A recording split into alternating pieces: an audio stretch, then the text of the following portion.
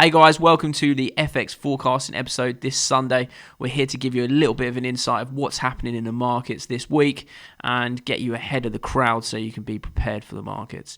Don't forget guys to thumbs up, comment and subscribe. Let's kick this round off. Obviously I'm joined with Elliot, the main man on the episode. We'll be going through the fundamentals. I'll be going through the technicals. Don't forget to thumbs up, comment and subscribe, especially if you're sat there on Sunday digesting this awesome content ready for the markets. So let's get started with Euro against the US dollar. So what on earth is going on with Euro dollar? It has been sat in here for the last 2 weeks on this sort of zone or range. We have been bearish now for a while on this pair. We've been sat on the sidelines. We've been saying in the previous episodes we've been waiting on the sidelines for this. In fact, we was waiting on the sidelines for Euro dollar and pound dollar last week, which means Pat would be happy with our position of sitting on the sidelines there. But yeah, technically speaking here, the market is in a an unknown sort of phase. You can see the moving averages are about to potentially cross over. We've also got this zone of resistance where it's been bouncing off, and the range is getting smaller and smaller and smaller each day. Hence the big question mark here of, are we going to break out of this level? As soon as we break out of this level, we literally move straight into an uptrend with the moving averages. If we rebound off of that and come back down again, the moving averages won't cross and we remain bearish. So what on earth do you do this week? Personally speaking, you sit on your hands and you don't trade it until you get a clear decision. And I don't think it's going to take long to get that decision. I think we'll see that this week, whether that is the break to the upside or the rejection and a continuous move back to the downside. But technically speaking, where we are right now, we're in a bit of an awkward position because it's very hard to predict which way we're going to go. It looks like we could be at a turning point now to move upwards, or again, we could be at that turning point now to reject this zone again and go back to the downside. So let's have a look at the 15-minute chart and see what on earth we're going to be looking for. What a load of mess, eh? So on here, as you can see, because the market has been slowly moving to the upside, there's just this well-formed sort of upwards trend range that's going on, like a channel that some of you guys would be familiar with. And you can see it bouncing off the bottom level there 4 times, bouncing off the top level 4 times, and now we're kind of sat halfway in the range, which means this is really good for us because technically speaking, it allows us to now work out the direction quite clearly. You basically are sitting on your hands until you get an official break of that sort of upside level, creating fresh highs above this sort of previous level over here and seeing price move up and extend. Or we want to see price actually come back down to the lower channel if we are to go bearish, break out through this zone, retest it, and then we'll start adding shorts on in the market. So this is really just a waiting phase right now. We're simply waiting for it to break out of this channel on the smaller time frame, which overall will give us that general direction of where we're going on the daily as well. For those guys that are trading with the Cluster 2.0 algo that you can see down here, there's some good entries here depending on how you're trading it, with the bounces aligning with the pivot point levels here, with S1 bouncing back up to the pivot point and then going all the way up the next day here, rejecting the pivot point up to R1. So at the moment, price is really respecting these pivot point levels in line with Cluster 2.0. If you don't have it, check it out on Samuel & Co Trading. Might be one of those things you want to add to your toolkit. Anything you want to add there, Elliot, on Euro dollar? No. Sums it up pretty well. Yeah, I mean, it's like you say, it's pretty much a waiting game at the moment. This nice channel's formed, but like I say, we're going to wait for a break either way and then make our mind up. Yeah. So pretty much we're going to be sitting here, and as Atish, one of the trainers at Samuel & Co Trading, would say, is there's 3 trades. There's buy, there's sell, and there's what? Sit on the sidelines. Yeah, I don't know. What's that word? What is it? He's got some weird word for it, hasn't he? It's, hold sitting on the fence. We'll call it sitting on the fence. Anyway, he likes sitting on the fence. Certainly sitting on the fence for this, yeah. Yeah, we'll be sitting on the fence waiting for this one to pan out. So the great part about this is we don't need to have a position in the markets, but once we get some further sort of decision of which way we're going, we'll then be able to join the market, and hopefully in next Sunday's episode we'll have a clear decision of direction of where we're going on Euro against the US dollar, guys. So again, cautious. Not trading euro dollar this week until we get a clear break of this channel. So make sure you get that analysis on your charts. Let's move over to pound against the US dollar, which is in a similar situation. I mean, look at that great analysis there. Just one line, downwards arrow. And this is pretty much the 1.3 level. Yeah. You can see that it's been held here, a major resistance level. The trend is actually still currently down. The moving averages are still down, which means that, theoretically we are in a downtrend. We should be looking for shorts on the lower time frame. The lower time frame hasn't aligned, which means that the trend isn't down on the 15-minute chart. But we are still seeing rejection of that 1.3. So I'm personally saying that I would be looking for shorts below 1.3 as long as the trend on the lower time frame is in line with the overall downwards trend. So let's jump over to the 15 minutes and have a look at this. So as you can see here, it's again very similar to euro dollar there with the upper trend coming into play. There we've got an upwards trend. We've got the bounces coming off quite nicely in line with the cluster as well, aligning with the pivot points, aligning with the trend, moving higher, which is quite nice. But as you can see, we're getting higher lows here all the way up, but now we're getting lower highs. So again, showing indecision of what's going on. This actually is very easy for us because it means that we've only got roughly a day or two until we break out one way or the other on this to get a clear decision on which direction pound is going. So we know that probably by Monday/Tuesday we should have a clear decision of which direction and bias we would be going. Seeing as the trend overall on the daily is down, on the 15 minutes I am predicting that we are going to move to the downside. We are supposed to be seeing weakness in pound. There is more negative news from pound, more potential lockdowns, but I'll leave that for Elliot to discuss when it comes to the fundamental side. So my bias for pound is down. However, we are waiting just for the moving averages to cross over to the downside, start creating those low highs and making sure the trend is overall in line with the daily. Again, looking for shorts below 1.3. That is my analysis on pound against US dollar. Anything I missed? I think, the only thing I'd add is the swings are probably slightly larger on pound this week, just because of the fundamental. Getting a lot of mixed messages coming out regarding Brexit, which again is basically just moving and causing the indecision here that Sam's saying we're seeing. Yeah, definitely. So we'll find out a bit more about all of those fundamentals with Elliot in a little bit. Let's go on to US dollar against the Japanese yen. As you can see, I've put in my trend line here slightly higher as we've had a little bit of a more extended pullback than what we initially thought we'd see. Still bearish, but this is again quite a confusing one now because overall we're still creating these lower highs on the daily time frame. However, we have seen the moving averages now cross over to be more bullish. So we'll be watching this quite closely again this week because we've got lower highs being formed telling us that this is a downwards trend, but we've got the moving average up, which means it's showing that there's now a bullish side to this. So again, we are going to be watching this with caution until we get a clear decision.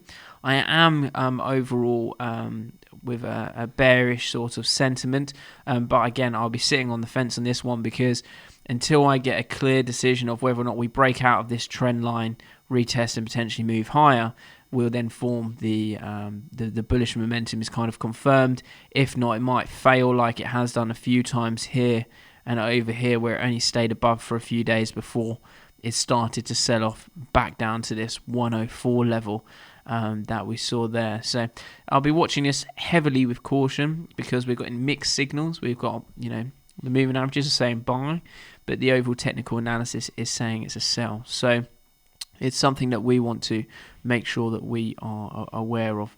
If I drop down there to the 15-minute time frame as well, we can see that the US dollar yen's been moving quite mechanical actually. You can see that it's just been bouncing off of this sort of support level and it's then created these highs here. We've got some resistance, it broke through, it's come back down, it's tested it. So the good part about US dollar yen is it's reacting quite well to levels, and this is why I really wanted to focus on this last week until we saw obviously the trend change where you can see here the moving averages move to the upside, and that's put off my analysis of looking to get short on the market last week. As soon as that happened, it was kind of a write-off. Now I was just sitting on my hands waiting for US dollar yen to come back to the downside. Now we have seen the moving averages come closer. I would like to start seeing lower lows getting formed, and then potentially rejection off of this before taking a short to the downside. That's what I'd really like to see. But overall, my analysis on the pairs that I've been looking at between euro dollar, pound dollar, and US dollar yen is actually my favourite is to look at is shorting on pound against the US dollar until I can see some sort of moving averages crossing over and some rejection off of some resistance here on the lower time frames. And if I see that, then I'll maybe join in the shorts on US dollar against the Japanese yen. You can also see some cracking entries here as well on cluster 2.0 on both sides, depending on what your analysis is. Anything you want to add there on US dollar yen? No, pretty good. Awesome. Well, it looks like we smashed those through on the technicals. I think they're pretty straightforward. I mean, we're not in too much a different scenario from last week, really. It's more of almost like a build-up, isn't it? It's just sitting there now, waiting for something to go bang, and obviously we're getting closer to the elections, and we'll be covering that, I'm assuming, in the fundamentals in a minute. But let's not hang around. Don't want to keep you guys away from your Sunday roast. So let's move on to the fundamentals. I'll hand over to Elliot, and let's see what we've got to be in store for next week, and also what's happened this week. Last week's video, we just found out that Trump had caught COVID. He then went into hospital over the weekend, and then came out on Monday. His doctor said he's recovering well, and he's praising the drugs he was on. He's now said he's completed the treatment and he's due to do some engagements this weekend. I know he's trying to line up a couple of rallies, one in Florida, one in Pennsylvania. This weekend, I think. This weekend. So obviously they're quite key swing states, as they're called. He's behind in the polls. Biden, he's got a healthy lead, so Trump is going to have to sort of, try and claw back some voters. I also read they've actually had the highest turnout at this stage of votes ever. That's they're predicting. There's a lot of celebrities getting involved with it. I mean, we've seen The Rock endorse the Dems and Democrats, and we've seen Kevin Hart come out. Kevin Hart came out. He didn't actually say to vote for Joe Biden. He was just like, vote. Yeah, I think that's the better sort of. You got this many followers. I think if you want people to vote, then let them make their own decision rather than trying to influence them one way or another. It's interesting because a lot of the stuff that I'm seeing from Donald Trump Jr. and that sort of cohort, so to speak, they're all talking about how they feel that they're out massively in front as well, which is very interesting. I mean, they'll see. They're looking at the polls from last time where they had Hillary in front, and similar sort of situation. Well, I think he's actually doing better this time than he was last time, right? At this stage. Yeah. So the next debate, Trump has called off. He didn't want to do it virtual. They changed it from the face-to-face to the virtual because of the risk of Biden or the other debaters that they're catching COVID. So Trump said, I'm not doing it virtual. Obviously, I think everyone can sort of work out why he did that. He'd just be getting muted every time Biden went to speak. I think it would have just stopped Trump cutting him out. So I can sort of see either why. that or he's like, maybe I might have a bit of COVID in me lingering and pass it over to Biden. So hoping it'd be face to face.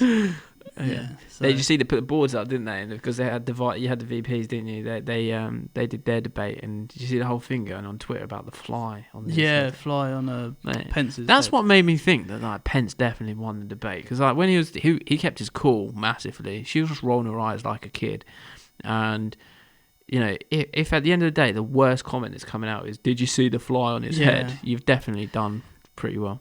Yeah, I'm not. Yeah, these debates, I don't think they really do much in terms of swaying it. It's it's a hot topic for a few days, but then I don't know.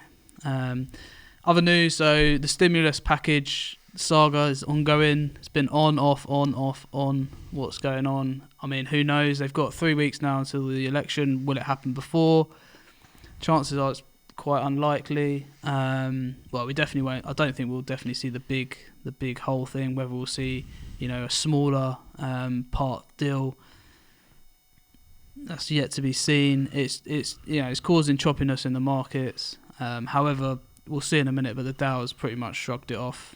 It'll sell off. The Dow's been performing quite strongly. It has been doing really well. I think because of the airlines as well. So they're hoping that airlines will get that deal, which Boeing and stuff is propping up the Dow. Yeah. And then Brexit. I mean, again, it's we've seen positive and negative headlines. We've seen big swings, especially in the pound US dollar. It's 1 minute you're reading stuff like the agreement's in sight. Next thing you're reading, we're nowhere near a deal. It's not going to happen. So it's very hard to really know what's going on. And I think this is where you need to sort of use momentum in the market, rather than trying to preempt what's going to happen. It's almost you need to sort of use a price action that you see is going on and sort of stick with that. Use your stop losses, rather than just gambling. I think this is the sort of stuff, like you're saying, is where traders are weighing in on momentum and like where the positions are going, so on and so forth. But this is like where you get the big moves, because when the actual news comes out, if that sort of momentum is wrong on what they've weighed into the markets, that's where you see the big swings. Oh yeah, so if the unexpected happens, that's where you get the big moves. And we are now seeing that coil effect where it's tightening up until that decision or that news comes out, and then that's where you see the big moves once it's made its mind up which way it's going. So, I mean, still a lot of uncertainty in the markets, both here in the UK and across the pond, as it were, in the US. So I think we'll see, a bit more choppiness in pound, especially as these sort of come up to this decision of Brexit, whether, something happens, whether that's now in a few months or whether more positive news comes out. It's going to be interesting to see. So we chatted about Dow last week. This is what we were sort of looking at. Obviously, like I said, this was very heavy Trump, COVID. We didn't know what was going to happen. Was his health going to worsen? Obviously, we saw he came out of hospital on Monday. He's now saying he's fine. He's going to be doing rallies over the weekend. So pretty much what we said would happen happened. We saw, the market bounce to previous highs. This was our position last Friday. Pretty much happened, and then over the weekend, saw a gap up on Monday where basically they were thinking like, okay, Trump's health hasn't got worse. It looks like he's going to come out, and he did on Monday. And then obviously we just saw that rally continue into Tuesday evening, and then Trump got his phone out and tweeted that the stimulus deal was off. And then in a matter of a couple of hours, those 2 days of gains were just wiped out.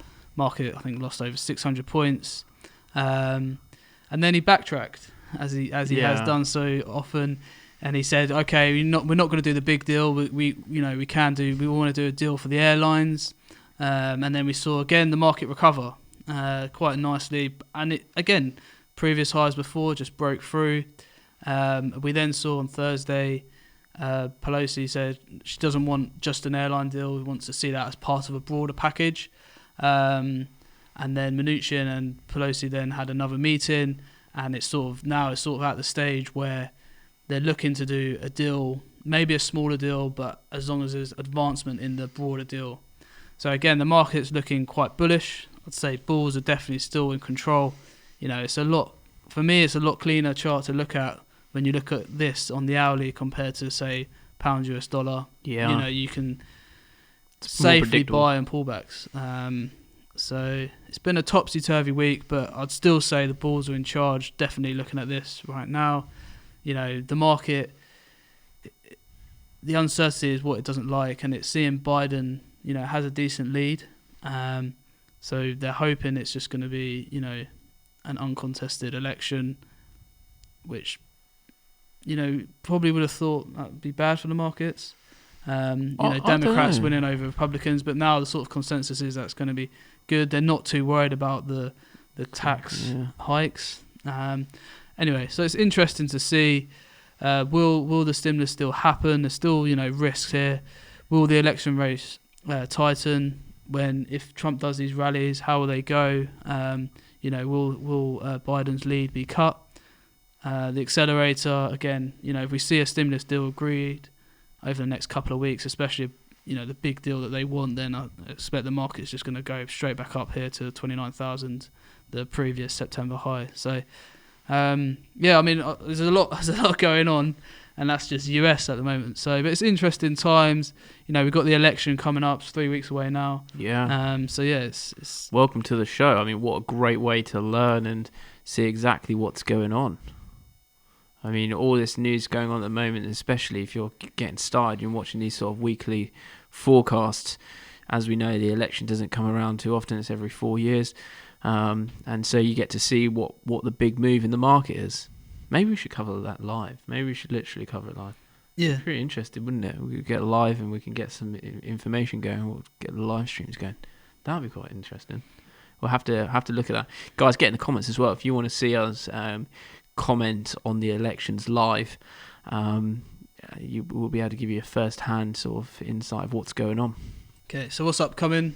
I mean, up over and above what we talked about, obviously we talked about the stimulus package part 2, the debates. Obviously 15th of October doesn't look like it's going to happen, which would have been next week, towards the end of next week. The Trump rally is coming up, so instead of the 15th of October, he's going to be doing rallies over the weekend in Florida and Pennsylvania. Something to look out for over the weekend. And then we've got going into next week, we've got consumer price index coming out of the US. Don't expect this to be a huge market mover. We've seen the Fed come out recently and say even if inflation overshoots, they're not going to be moving interest rates anytime soon. So I can't, unless it goes negative, CPI. So that's out next week. We've then got another Bailey speech, more jobless claims, retail sales out of the US, and then any sort of Brexit news. I think that's going to be sort of a hot topic, especially with the back and forth. Can they come to some sort of agreement on the fishing? That seems to be one of the big sort of things that's holding it up at the moment. Yeah, I think we've got our work cut out for us this week coming. I mean, I think we thought of that last week, but it seems like at the moment it's just going to get more intense as we get closer to the election date. Super keen. Two massive things, isn't it? You got Brexit and then you got the election. Yeah. And COVID. Obviously, COVID second wave. Yeah. We didn't even mention the new tier system that's due to come out on Monday. Yeah, that's another one, isn't it? And obviously you got Scotland closing their pubs. Yeah, and then obviously tomorrow we've got the tiered stage that's coming out in the UK. So that's going to be an interesting side as well. So there's a lot to watch, guys. Most important part here is just to be aware of what's going on in the markets, watch how it reacts, and start educating yourself on how the market moves just a little bit more. We hope that these forecast videos help you with your analysis and give you a little bit more of a broader insight of what we're up to, what we're looking out for, and what's happening in the markets, guys. So if you think that we should be doing a live commentary of the US elections on YouTube, giving you live updates as the market is moving, then get in the comments. I think we should definitely do that. It'll be a long ass night, but I'm sure between us two and Raj and James, we can get some of the awesome commentary in and get this progressing for everyone. Don't forget, guys, to thumbs up, comment and subscribe if you're enjoying the content, and we'll see you in the next Sunday forecast video.